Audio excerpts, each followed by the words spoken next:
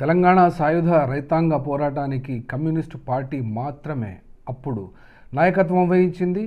ఆ నాయకత్వం వహించినటువంటి కాలంలో తెలంగాణ రాష్ట్రంలో అనగా Nizam state, princely state, British ఇండియాలో ఉన్నటువంటి యొక్క నైజాం నవాబుకు వ్యతిరేకంగా సాగినటువంటి సాయుధ రైతాంగ పోరాటానికి మద్దతుగా ఎవరున్నారు? ఆర్ఎస్ఎస్ ఎలాంటి పాత్ర పోషించలేదు ప్రజల పక్షాన ఈ యొక్క సాయుధ రైతాంగ పోరాటంలో. అట్లాగే అప్పుడున్నటువంటి హిందూ మహాసభ మరియు ఆర్య సమాజ్ పార్టీలు కూడా అవి భారతదేశానికి స్వతంత్రం రాగానే అవి ముడుచుకొని పోయాయి. ఎక్కడ కూడా నిలబడ్డట్టు చరిత్రలో సాక్ష్యాలు ఆధారాలు లేనటువంటి కారణంగా సాయుధ పోరాటము మొదలైనటువంటి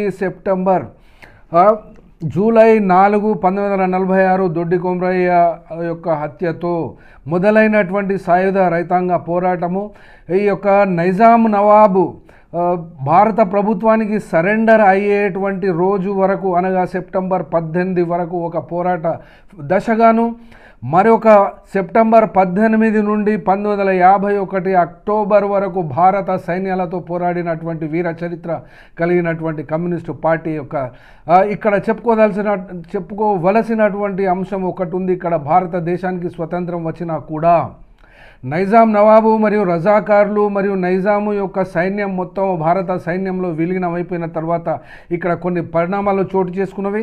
సెప్టెంబర్ 17, 1948లో రజాకార్ల వ్యవస్థను నిషేధించారు. అప్పటి నిజాం నవాబు స్వతహాగా 5 రోజుల ఆపరేషన్ పోలోలో కాల్పుల విరమణ ప్రకటించి వెంటనే 19వ తేదీ రోజు ఖాసిం రిజ్వీని ఈ యొక్క రజాకార్ల నాయకుడిని జైల్లో పెట్టారు.